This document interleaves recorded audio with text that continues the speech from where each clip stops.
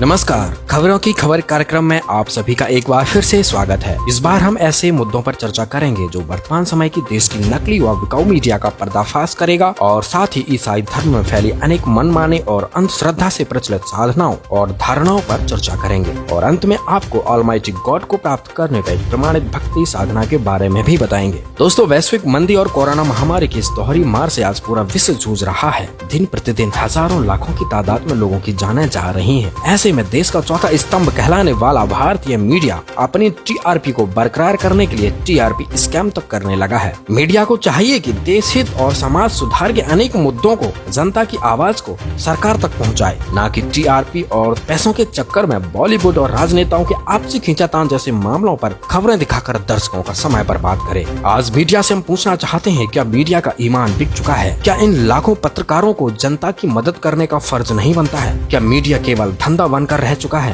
TRP और advertisement के चक्कर में जनता को गुमराह करना कहां तक जायज है? सवाल बहुत है।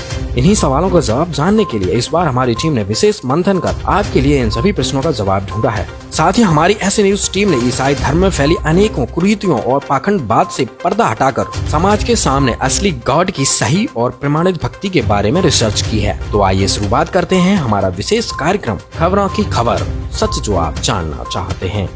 देश की भ्रष्ट मीडिया आज पब्लिसिटी, प्रोपगेंडा और दुष्प्रचार का कार्य बड़े ही जोरों शोरों से कर रही है। देश के प्रचलित मीडिया कर्मी शायद अपना कर्तव्य भूल चुके हैं। शायद वो भूल चुके हैं कि उनके कंधे पर देश के चौथे स्तंभ होने का भार भी है।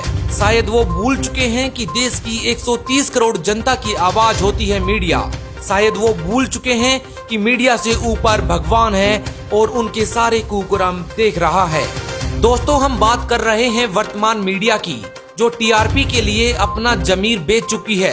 अश्लील विज्ञापन चलाकर मालामाल होने वाली मीडिया अब सभ्यता और देश हित के मुद्दे जैसी खबरें चलाना भूल चुकी है। अब तो इनका एक और काला चेहरा जनता के सामने आ चुका है। पैसा कमाने के लिए फेक टीआरपी दिखाकर सरकार को चूना लगाने वाले ये सभी चैनल दिन रात ज्ञान बांटते हैं। कौन गलत है, कौन सही, ये स्टूडियो में बैठकर निर्णय कर देते हैं। और सबसे हैरान करने वाली बात ये है कि आप सब मान भी लेते हैं।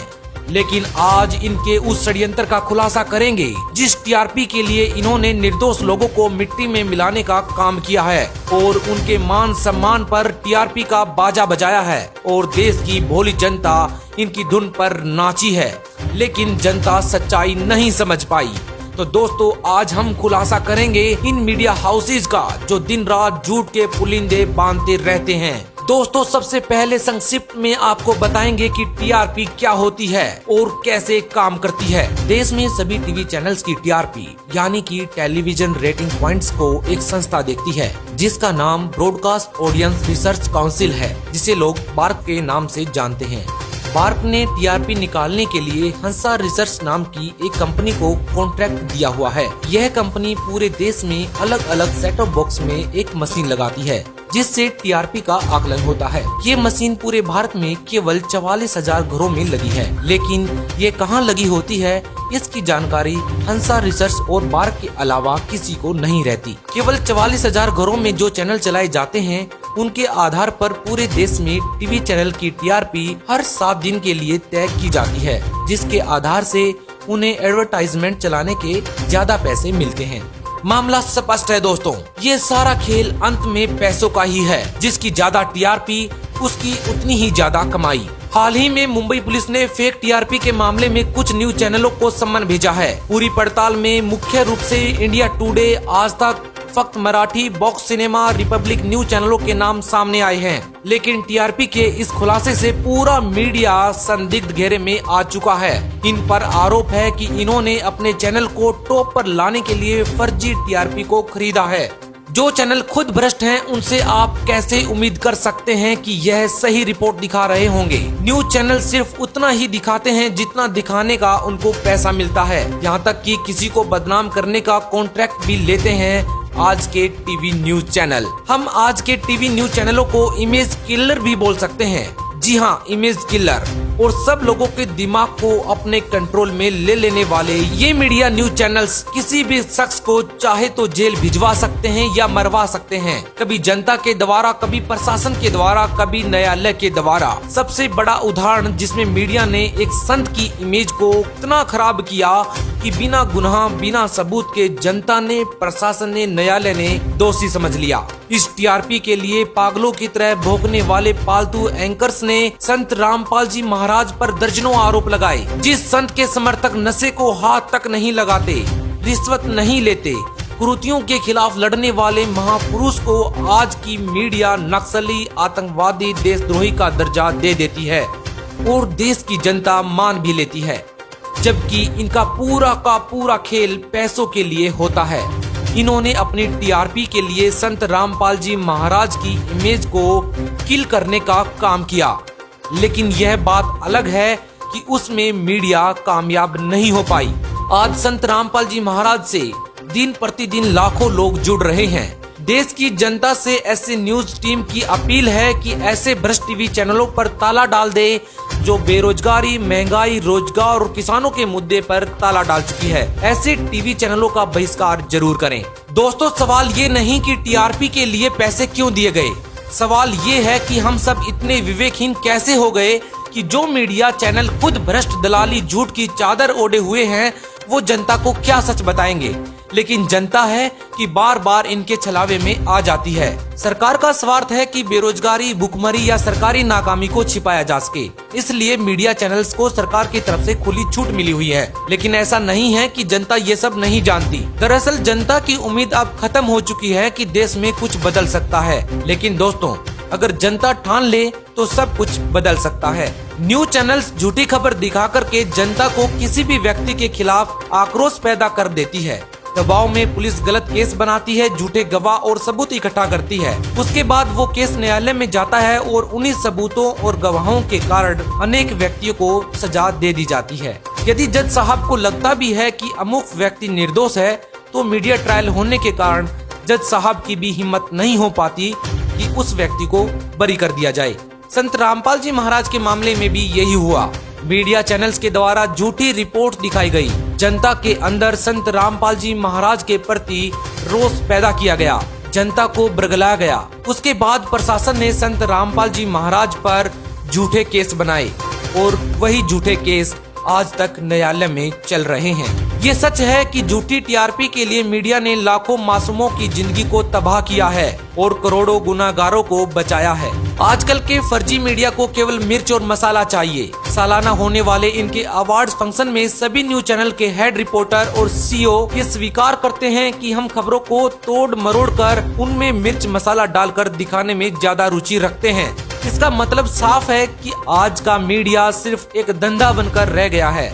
मीडिया कर्मी लोगों की भावनाओं के साथ खेलते हैं और उनकी आवाज को दबा देते हैं।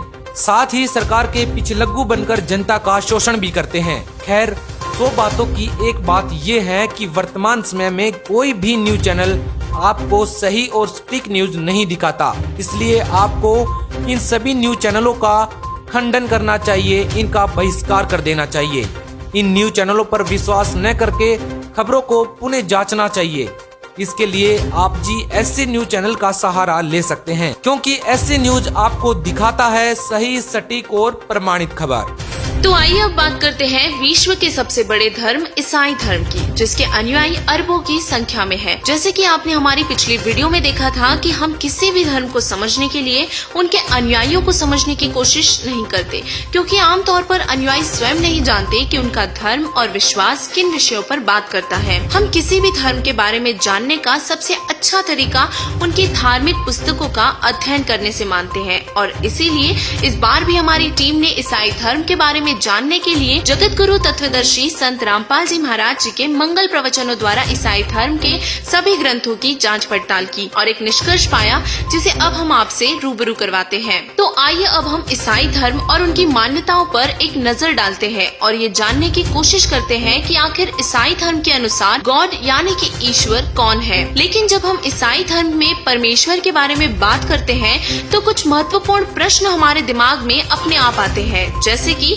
आखिर गॉड यानी कि ईश्वर कौन है? क्या ईश्वर और यीशु एक ही है? क्या बाबा आदम जी सचमुच पहले मानव थे? क्या ईश्वर निराकार है या फिर क्या मांस खाने का आदेश ईश्वर का है? ये सारे सवाल अभी तक हम सभी के लिए रहस्य बने हुए हैं, लेकिन ऐसे न्यूज की टीम द्वारा इन सभी प्रश्नों का प्रमाण के साथ उत्तर दिया जाएगा। पूरी दुनिया में लोग परमेश्वर की खोज में हैं, चाहे वे आस्तिक हो या नास्तिक, सभी को भगवान की आवश्यकता है। यह वीडियो आपके लिए संपूर्ण समाधान होगा। यदि आप जानना चाहते हैं कि हम भगवान को कैसे प्राप्त कर सकते हैं तथा हमें पूर्ण मोक्ष कैसे मिलेगा, तो वीडियो को अंत तक जरूर देखें। तो आइए अब पहले आपको ईसाई धर्म का एक संक्षिप्त विवरण देते हैं।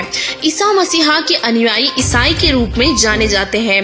ईसाई मानते हैं कि यीशु का जन्म एक दूत द्वारा बेदाग गर्भाधान के माध्यम से हुआ था। मैरी और जोसेफ यहूदी थे और इसीलिए यीशु जी को आसमानी किताब इंजिल का ज्ञान दिया गया था। जब यीशु जी बड़े हुए तो उनके शरीर में आत्माएं प्रवेश करने लगी और उनसे भविष्यवाणियां व अनेकों चमत्कार करवाने लगी। यीशु जी ने एक भगवान के बारे में उपदेश दिया। जैसे जैसे यीशु अपना प्रचार करते गए, भीड़ बढ़ती गई और दुनिया उन्हें दाऊद का पुत्र और मसीहा के नाम से जानने लगी। तो आइए अब बाइबल में परमेश्वर के अस्तित्व की चर्चा करते हैं।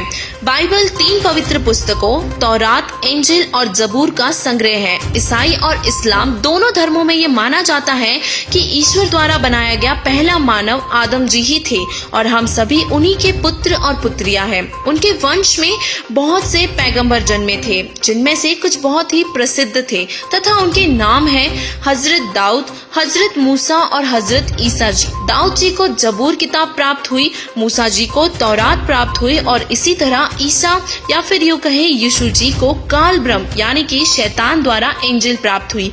ये सारे धर्म ईश्वर को निराकार बताते हैं। हजरत मोहम्मद जी जो कि इस्लाम के संस्थापक हैं, ईसा जी के लगभग 600 साल बाद जन्मे थे। वे यहूदी पैदा हुए थे। बाद में उन्हें जिब्रील नामक एक फरिश्ते द्वारा कुरान शरीफ का ज्ञान प्राप्त हुआ, जो उसी शैतान काल ब्रह्म द्वारा भेजा गया था और फिर मोहम्मद जी ने इस्लाम के बारे में प्रचार किया।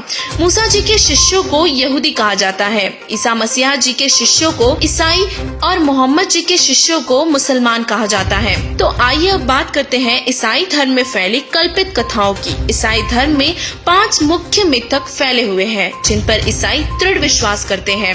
अब हम आपको इन सारी पौराणिक कथाओं की सच्चाई बताएंगे। बाइबल में लगभग 40% ज्ञान कुरान शरीफ के ज्ञान के समान है और यही कारण है कि दोनों धर्मों में कई समानताएं भी है। तो आइए अब बात करते हैं मिथक नंबर 1 की, जिसके चलते ईसाई धर्म में परमेश्वर को निराकार माना जाता है। भगवान के निराकार होने के बारे में ईसाई धर्म का विश्वास पवित्र बाइबल का खंडन करता है, क्योंकि बाइबल के उत्पत्ति ग्रंथ में सृष्टि रचना के 6ठे दिन में स्पष्ट लिखा है कि भगवान ने मनुष्य को अपने ही स्वरूप में नर और नारी करके बनाया है, अर्थात परमेश्वर मनुष्य दृश्य साकार है। मिथक नंबर 2, ईसाई धर्म में यीशु ईश्वर है। यह ईसाई धर्म में सबसे बड़ा मिथक है कि यीशु को भगवान के रूप में देखा जाता है। यीशु इस पृथ्वी पर काल ब्रह्म द्वारा भेजे गए कुछ अलौकिक शक्तियों से युक्त एक नबी थे। उन्हें विष्णु लोक से भेजा गया था, जिसके बारे में पूर्ण रूप से जानकारी कोई तत्वदर्शी संत ही दे सकता है। इसी विषय में स्वयं कबीर परमेश्वर जी ने कबीर सागर में मोहम्मद बोध में कहा है, ईसा पैगंबर पढ़े किताबा, उसका नाम इंजिल किताबा, सलाम लेखता हम कीना, दस्ता बोस उन्हू उठिलीना, कहवा बैठे विशंभर राय, वहाँ पीर तो वही खुदाई, यह विष्णुपुरी है भाई, या में भी एक बैकुंठ समाई, विष्णु है यहाँ का प्रधाना, सुन मोहम्मद ज्ञान विज्ञाना।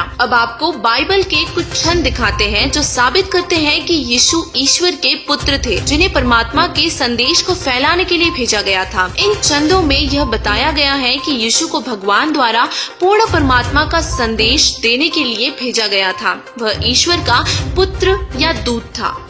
मिथक नंबर 3, ईसाई धर्म में कोई पुनर्जन्म नहीं होता। इस्लाम और ईसाई दोनों धर्मों में यह माना जाता है कि कोई पुनर्जन्म नहीं है। यह माना जाता है कि सभी मनुष्य मरते रहेंगे जब तक ये सृष्टि बनी रहेगी, उन्हें कब्र में दफन रहने दो। जब कयामत आएगी तो मृतकों को कब्रों से बाहर लाया जाएगा। उनके कर्मों का हिसाब ईश्वर द्वारा दिया जाएगा। जिनके कर्म जबूर, तौरात, इंजिल और कुरान शरीफ के अनुसार है, वे स्वर्ग में रहेंगे, और जिन लोगों ने चारों पुस्तकों का पालन नहीं किया उन्हें हमेशा के लिए नर्क भेजा जाएगा। उसके बाद सृष्टि हमेशा के लिए नष्ट हो जाएगी। यह धारणा गलत है, क्योंकि जब हजरत मोहम्मद जी को जिब्रील द्वारा स्वर्ग ले जाया गया था तो वहाँ उन्होंने हजरत दाऊद, हजरत मूसा, हजरत यीशु और हजरत अब्राहिम आदि को देखा था। यदि हम पूर्वोक्त कथन को मानते हैं तो यीशु, मूसा आदि को कब्र में दफनाया जाना चाहिए था। अगर वे कयामत तक कब्र में रहने के लिए थे तो वे स्वर्ग में कैसे गए? इससे साबित होता है कि स्वर्ग और नर्क मौजूद है, पुनर्जन्म भी होता है। ईसाई मानते हैं कि भगवान ने उन्हें जानवरों को मारने और खाने का आदेश दिया है। ईश्वर दयालु है और मेहरबान है। मनुष्य, जानवर और यहाँ तक कि सूक्ष्म जीव सभी उसी के बच्चे हैं।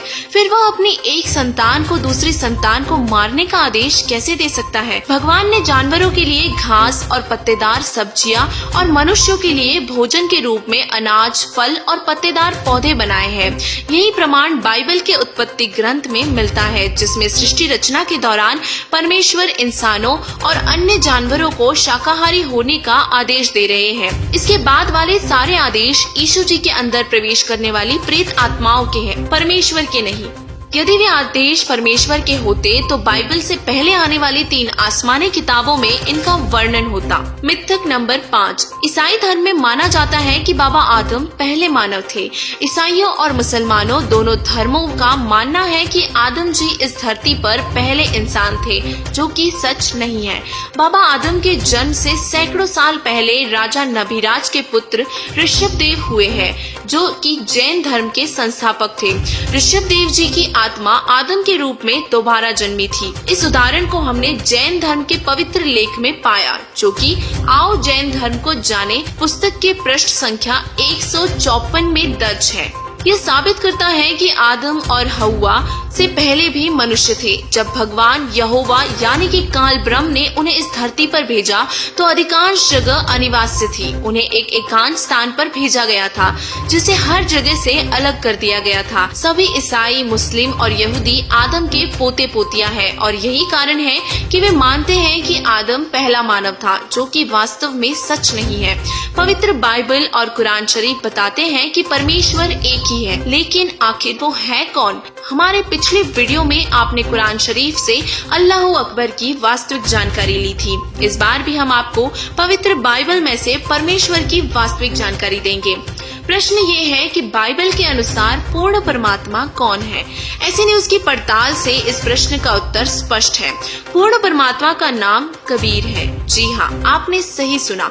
कुरान शरीफ में भी पूर्ण परमात्मा का नाम हमने कबीर ही पाया था।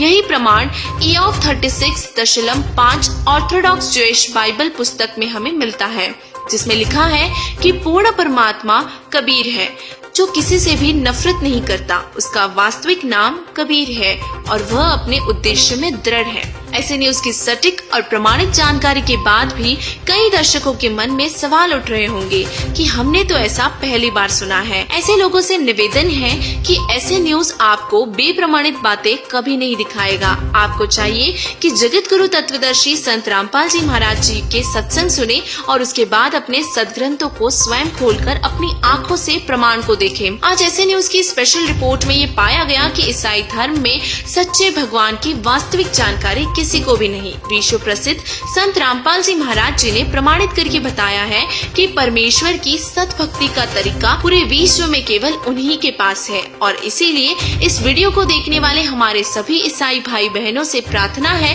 कि इस वीडियो को हर ईसाई तक पहुंचाएं और संत रामपाल जी महाराज जी की शरण में आकर अपना कल्याण करवाएं। आज हमने विशेष पड़ताल में फर्जी मीडिया का पर्दाफाश किया और साथ ही ईसाई धर्म पर विस्तार से बात। अब शुरुआत करते हैं स्पेशल वीकली बुलेटिन। मुंबई में बॉलीवुड एक्टर विवेक ओबराय के घर पर बेंगलुरु पुलिस ने की छापेमारी। विवेक के साले आदित्य अल्वा के फरार होने के बाद की जा रही है जांच पड़ताल। भारत के नेपाल दौरे से पहले ही नेपाली पीएम ओली ने कैबिनेट में किया फेरबदल। रक्षा मंत्री को किसी अज्ञात कारण के चलते पद से हटाया। अजरबैजान और आर्मीनिया के बीच युद्ध विराम का समझौता एक रात भी नहीं टिक पाया। नगोर्नो कराबख को लेकर दोनों देशों ने बीच अब भी जारी है तनाव। महाराष्ट्र से अभी नहीं लौटा है मानसून। पुणे में भारी बारिश के चलते नहर में बह जाने से 3 लोगों की हुई मौत तो वहीं एक शख्स हुआ लापता। हैदराबाद और मुंबई के कई इलाकों में भारी बारिश के चलते पानी भरा। वहीं तेलंगाना में अधिक बारिश के चलते मौतों का आंकड़ा हुआ 30 के पार। ट्विटर ने व्हाइट हाउस की प्रेस सचिव काइली मैकनानी के निजी अकाउंट को किया लॉक। सचिव ने डेमोक्रेटिक पार्टी की ओर से राष्ट्रपति पद के उम्मीदवार जो बाइडेन के खिलाफ किया था ट्वीट।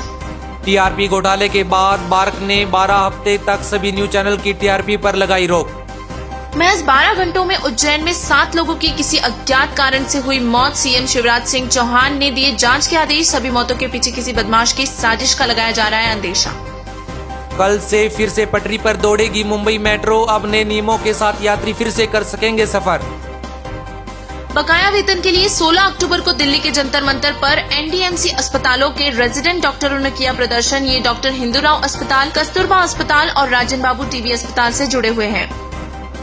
एक स्टडी के मुताबिक सर्दियों में बूंदों के जरिए आसानी से फैलने लगेगा कोरोना वायरस। वहीं 6 फीट की दूरी भी नहीं आएगी काम। यह बूंदें करीबन 20 फीट तक फैला सकती हैं संक्रमण।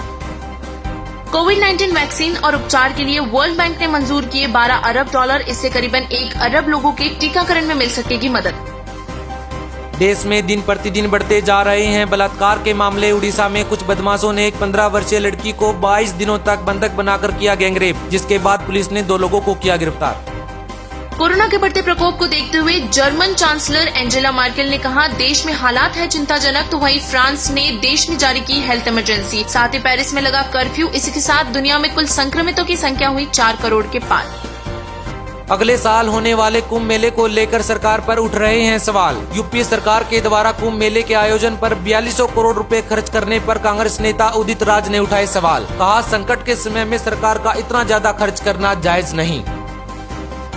न हल्दी, न मेहंदी और न ही कोई फिजूल खर्ची। केवल गुरुवाणी में महज 17 मिनट में संपन्न हुआ दहेज मुक्त और बिन जरूरी रस्मों से मुक्त विवाह। 15 अक्टूबर को महाराष्ट्र के नागपुर में संत रामपाल जी महाराज जी के सानिध्य में एक अनोखा विवाह संपन्न हुआ, जिसे रमैनी भी कहते हैं। आज के आधुनिक युग में जहां एक तरफ लोग बहुत ही तामझाम से करोड़ों रुपयों को खर्च करने के साथ विवाह करते हैं, तो वहीं दूसरी तरफ संत रामपाल जी महाराज जी के अनुयायी बेहद ही साधारण तरीके से विवाह रचाते हैं।